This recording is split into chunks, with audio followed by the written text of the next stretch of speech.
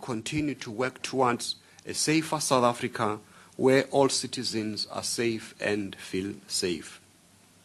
Partnership between communities and government are needed to fight against crime and corruption. 98.9% of police stations were reported to have functional community police forums which contribute to a safe and secure environment for our citizens. Progress is being continually made in the fight against corruption. 58 persons were convicted in relation to reducing corruption amongst government officials in the period under review. On land, substantial progress is being made to restore the dignity of those who suffered during apartheid. 54,400 hectares of strategically located land was acquired and allocated, and 51,188 hectares were allocated to smallholder producers. 6,530 hectares of acquired land was allocated to farm dwellers and labor tenants. Of the 112 land claims that were settled, 57 were in the rural areas, benefiting 2,553 people and 467 households. The wheels of restitution are moving to restore the dignity of those who suffered during apartheid, with the Chief Land Claims Commissioner approving Phase 2 submission for the settlement of the Masinenge community land claim and the Mjali family claim through the payment of financial compensation. The total value of the Masinenge settlement is 7.1 million rand for the benefit of 64 households who were verified as victims of land dispossession. The Commission on Restitution of Land Rights has, during the period 1st April 2016 and the 31st of October, paid out close to R1 billion in compensation to land claimants who were dispossessed of their rights to land. The findings of the recent Institute of Race Relations report, Life in South Africa, Reasons for Hope, shows that life in our country is better today than it was 20 years ago. The 2015 real per capita GDP was 33% higher than it was in 1994. Disposable income growth per capita increased from 23,686 rand in 1994 to 33,660 in 2015, an increase of 42%. The total number of people with jobs doubled from 7.9 million in 1994 to 15.6 million in 2015.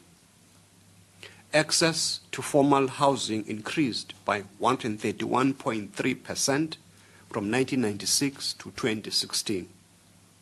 University enrollment rates increased by 281.4% from 211,756 in 1985 to 807,663 in 2014.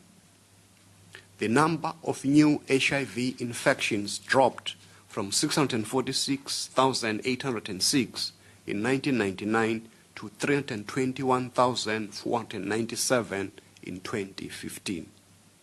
There has been a 62.5% increase in healthcare professionals in the public sector between 2000 to 2015, and the murder rate has fallen by 49.3% since 1994. These highlight that while there are challenges in our country, the life for South Africans has improved over the past 2 decades. Cabinet encourages all sectors of South African society to continue to build on the advances of our nation since the dawn of democracy. There remain more positives for our country than there are negatives. implementation of government program of action. Government's 5th National Imbizo Focus Week, which was held from the 7th to the 13th of November under the theme, Together we move South Africa forward, our future, make it work, saw South Africans actively engaging with the executive at 24 Izimbizo in communities across our country. This period of intense interaction further contributes to an informed and active citizenry, a critical element in delivering our National Development Plan Vision 2030. President Zuma initiated the week during an imbizo at Marulana Primary School in Tembisa, Gauteng, with Minister Motshekga, where a fully equipped computer laboratory, as we know, was handed over. The opening of the Swartkopfontein Road and Bridge between South Africa and Botswana unlocks a new chapter in linking the South African border post in Swartkopfontein to Botswana's border in Ramutswa. The revitalization of industrial parks program under Minister Davies is creating jobs in and around townships and rural communities. The DTI has so far invested 22.5 million rand in the revitalization of the Komani Industrial Park. The Black Industrialist Program, with an objective to increase role players in the manufacturing sector, has to date supported 22 black industrialists, and 1,500 jobs have been created, with 1.5 billion rand having been injected to support these black industrialists.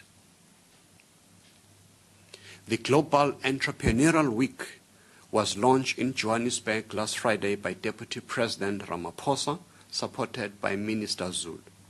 It is taking place from 14th to the 20th of November and is the largest gathering of innovators and entrepreneurs who launch startups by bringing ideas to life, driving economic growth, and stimulating socio-economic development. The Global Entrepreneurial Congress will be hosted for the first time on African soil in Johannesburg during March of 2017, where over 5,000 delegates from 160 countries are expected to attend. Minister Mokonyane on the 14th of November launched the Drakenstein wastewater treatment plant and handed it over to the Drakenstein municipality here in the Western Cape.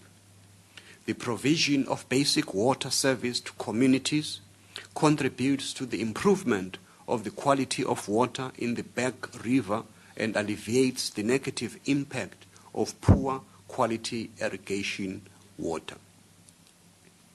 Water and sanitation are the very core of sustainable development.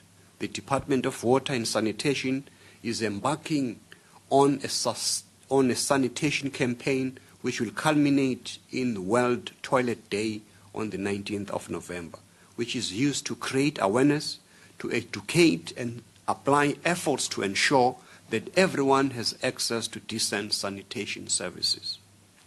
Our country has committed itself to accelerate the provision of water and sanitation services and as such restore the dignity, particularly of those people who previously in disadvantaged communities.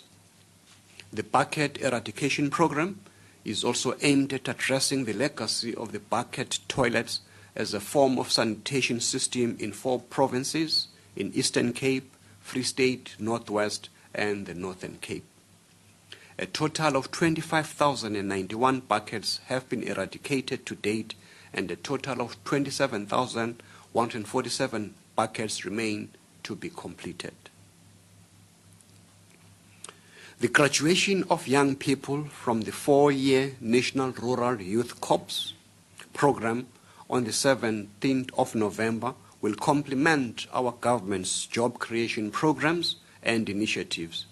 The program, which was launched in 2010, is a youth skills development and employment program that helps to transform young people in rural areas from being job seekers to creators of jobs. The expanded Public Works Program EPWP Municipal Summit is underway under the theme See, Feel, Experience Public Employment Programs at St. George's Conference Center in Gauteng. The EPWP is a key government initiative which contributes to decent work and sustainable livelihoods, education, health, rural development, food security, and land reform, including the fight against crime and corruption. More than 7 million work opportunities have been created through the expanded Public Works Program from 2004 to 2016. This indicates a successful implementation of the program by all spheres of government, municipalities, and civil society. The successful migration from analog to digital broadcasting for residents within the square kilometer area in the Northern Cape means that those residents are among the first to experience the full range of benefits of improved sound and picture quality associated with digital television. Poor households who qualified for the government subsidy are urged to register for the STBs at their local post office branches. Cabinet was also briefed on the plan to exhume the remains of political activists who were hanged during the apartheid era. There were at least 130 political prisoners who were hanged for politically related offenses between 1960 and 1990, after which the death penalty was suspended, as we all know, eventually outlawed in the case by the constitutional case of Mankwanyana. All these patriots will be properly buried in their places of origin. This process follows the public launch of the gallows exhumation program that took place on the 23rd of March this year at the Jose Mampuru II Correctional Center to commence with the exhumation of the remains of 83 political activists over a period of 6 months before the end of 2016-17. Cabinet welcomed the successful conclusion of the third session of the Binational Commission between Botswana and South Africa, led by President Zuma and his counterpart, President Seretse Khama, Ian Khama, to further deepen economic cooperation between our two countries. Our country reaffirmed its support for the SADC candidate for the post of the AU Commission chairperson, the Honorable D. Pelonomi Vincent Midoi, the Minister of International Relations and Cooperation of the Republic of Botswana. President Zuma concluded a successful working visit to Addis Ababa in the Federal Republic of Ethiopia, where he attended the AU High-Level Committee on Libya meeting to review and discuss the peace and security situation in Libya. He also participated in the second extraordinary summit of the volunteering nations of the African Capacity for Immediate Response to Crisis, ASIRIC, volunteering countries to the ASIRIC, which includes South Africa, resolved to take a lead in bringing about solutions, African solutions to African challenges without interventions by external forces.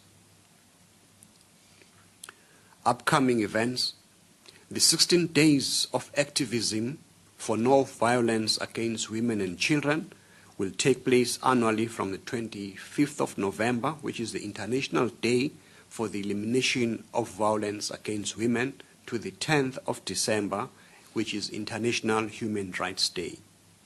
Other key commemorative days during this period will include the World AIDS Day on the 1st of December and the International Day for People with Disabilities on the 3rd of December. President Zuma will, on the 25th of November, launch the National Dialogues, which will see district municipalities convene dialogues throughout the year. These dialogues will incorporate skills development and empowerment for communities, especially women, as well as service delivery improvement in terms of access to justice and counseling and health services. All South Africans have a duty to be active participants in the fight against violence and women and child abuse.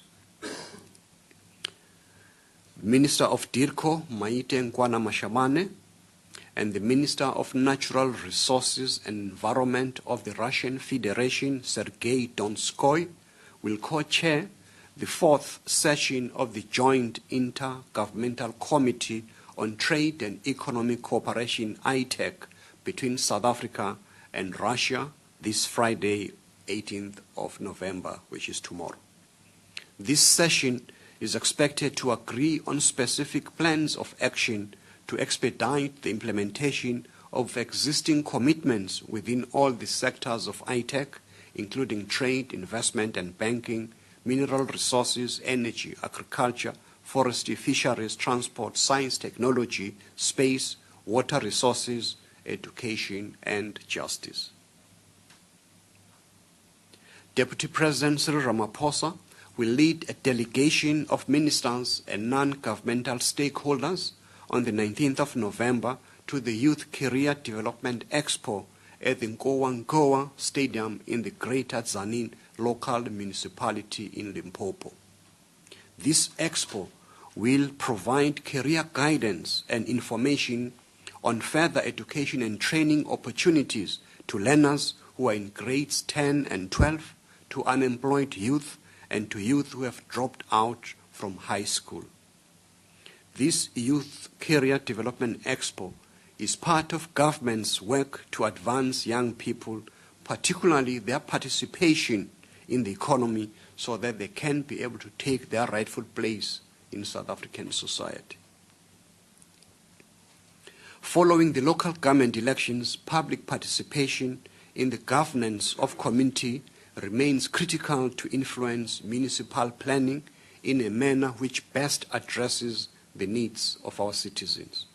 In the coming weeks and months, ward committees will be elected to serve in their communities, and citizens must avail themselves to participate in these elections so as to serve in those structures. Cabinet welcomes the successful and peaceful municipal by-elections that were held recently in 6 provinces. South Africans have once again demonstrated their commitment to political tolerance, which is a testament to the maturity of our constitutional democracy. The South African Sport Awards Ceremony 2016 will be held on the 27th of November at the St. Duplessis Theatre in Mangaung, Free State. Voting lines for the People's Choice Sport Star of the Year with its broadcast partner SABC Sport are open and will close at 2100 hours on the 27th of November. Cabinet commends all the People's Choice Sport Star of the Year nominees. Cabinet's position on issues in the environment. The impact of climate change is being felt through the severe weather conditions in the form of inconsistent rainfall, drought conditions, excessive heat, and flash flooding. The flash floods in Gauteng and Mpumalanga has resulted in the loss of lives, displaced communities, especially in informal areas, and destroyed infrastructure such as roads, bridges, and property. Cabinet conveys its condolences to the family and friends of those who lost their lives in the flooding and wishes those injured a speedy recovery. The nation's thoughts and prayers are with those whose lives are still missing. The country's disaster management teams remain on alert across our country, especially in areas where more rains are expected. All people must respect as well as to respond to early warning on harsh weather. The President, accompanied by the Premier of Gauteng, Makura, and Kokta Minister Van Rooyen, inspected the area and visited homes that were flooded in the Stlehla informal settlement along the Juskei River. The President has directed an intergovernmental intervention led by Minister Van Rooyen to harness the Juskei River and buttress its banks to reduce the impact of flash floods on communities. Cabinet thanks community-based NGOs, ward councillors, and all volunteers who came to the aid of residents. The recent rains should, however, not draw South Africans into a false sense of security, as various parts of our country continue to experience drought conditions. Our government has released water from the Sterkfontein Dam to the Vaal River as a short-term measure to help ease the situation and made an additional 212 million rand available in drought aid to support farmers in provinces that have been declared drought disaster areas. Cabinet calls on all South Africans to be very conscious of the impact their actions have on the environment and do all they can to save water. International ratings agencies Moody's, Fitch, and Standard & Poor's will in the coming weeks announce that decision on the country's investment rating grade. Our government has been working with business, civil society, and labor to translate our country's plans into concrete actions that will ensure South Africa remains an investment-grade country. Cabinet calls on all sectors to join government in a united front to protect our country's investment status. The release of the 2015-16 audit results by the Auditor General, Mr. Makwetu, of national and provincial departments and their entities underscores the importance of performing the following basic properly and consistently, implementing plans to address deficiencies in financial controls based on commitments already made, providing effective leadership and monitoring achievement of performance targets, reviewing and monitoring compliance with key laws and legislation over financial matters. While these audit outcomes of national audits showed an overall improvement of 8%, Cabinet noted with concern the risk and the challenges as highlighted in the audit results. We have committed ourselves to address these pressing issues that have been identified and strengthen financial controls towards better audit outcomes. Cabinet welcomed the approximately 11,000 delegates who are participating in the 19th AfricaCom conference, which is being held in Cape Town until the 17th of November. The conference was addressed by Minister Kwele and had 350 speakers. This conference becomes a broad platform in developing the digital economy in Africa for socio-economic development and empowerment in support of Africa's Agenda 2063. Cabinet is pleased that many students in higher education institutions across our country have responded positively to calls to save the 2016 academic program. A number of institutions have started their final year examinations. We encourage students to remain focused on completing their studies and allow the Commission into the feasibility of free higher education and training to complete its work. The call by national church leaders and other faith leaders for solutions to the challenges in higher education are most welcome.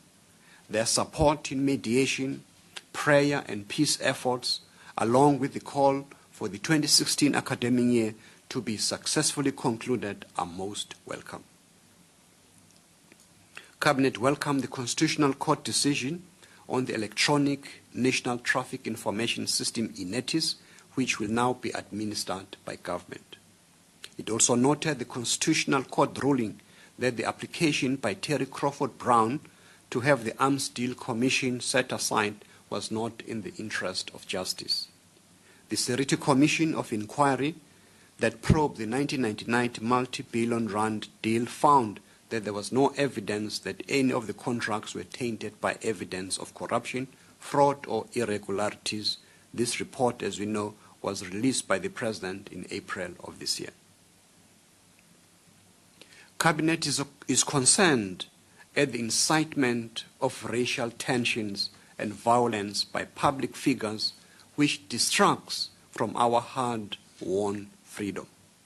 South Africans must condemn detrimental influences such as the racist assault on Radebe Mlotshwa, which only serves to harm our fellow South Africans and does not add to the ubuntu of the South African nation. We should also continue to respect the rule of law and speak out against unconstitutional calls to illegally occupy land in our communities. Cabinet noted the resignation of Brian Molefe as the Group Executive of Eskom and wishes him well in his future endeavors. Mr. Molefe has been instrumental in developing Eskom's turnaround strategy, which is beginning to yield positive results. Cabinet is confident that he has left behind a strong executive team who will continue to deliver on Eskom's mandate and implementation of the turnaround strategy. Cabinet noted the allegations in an Al Jazeera documentary against Minister of State Security David Mahlobo and noted that the South African Police Services are investigating these allegations. However, I want to highlight that our government has been in the forefront in the fight against environmental crimes. This includes work done within the security services as part of government's efforts to curb transnational organized crime and to ensure that justice prevails against those involved in syndicates. Cabinet congratulated the following: Minister of Finance Pravin Gordhan as being recognized at the 2016 Sunday Times Top 100 Companies Awards by South Africa's Captains of Industry. Francois Gruppe, who was reappointed Deputy Governor of the Reserve Bank by the President. The Gift of the Givers Foundation founder Imtiaz Suleiman, who was awarded the Global Citizen Award by the international advisory firm Henley and Partners. This demonstrates that South African citizens are flying the flag high by giving so selflessly to people in need. Executive Chef Martin Cobalt, a culinary extraordinaire in South Africa, who has been elected as Vice President of the World Association of Chefs Society. Africa's greenest hotel, Hotel Verde, situated here in Cape Town International Airport, was voted the global winner in the urban accommodation category during the 15th annual Sky International Sustainable Tourism Awards that was held in Monaco. South African 7-star Siabelo Senatla, who was named World Rugby Men's Sevens Player of the Year for his stellar performance in 2016. South African gold medalist Wade van Niekerk, who was named the male athlete of the Olympic Games by the Association of National Olympic Committees Awards, which was held in Doha, in Qatar. Brent Binder, who capped off his title-winning Moto3 campaign with victory in the season finale at Valencia Racing Circuit in Spain. The Proteas, on their Test Series victory against the Aussies, as well as Bafana Bafana with their victory over Senegal in the World Cup qualifier match. Cabinet wishes the Springboks well in their match against Italy, and it is very confident that the defeat by England only serves to strengthen this team. Cabinet thanks all South Africans who once again united behind our national teams by watching the various matches and wearing the colors of our flag or shirt of their favorite teams. Let us continue to embrace, let us continue to capture the sense of our national pride as our teams fly our country's flag higher and higher. Cabinet joins our President Zuma in congratulating Donald Trump, who was elected the 45th President of the United States of America, and is confident that future engagements between South Africa and the USA will be of benefit to both countries. Appointments. All appointments are subject to verification of qualifications and relevant clearance. Mrs. M.S.B. Matebise as Deputy Director General Corporate Services in the Department of Labor, Mr. T.S. Maruping as Deputy Director General Unemployment Insurance Fund, Ms. C.L. Duma as the Deputy Director General Corporate Services at the Department of Tourism, Mr. H. Ratsisusu as Deputy Competition Commissioner, Mr. Enver Daniels as the Deputy Chairperson of the Competitions Tribunal, Professor Hill Chidley as a part-time member of the Competitions Tribunal. Thank you.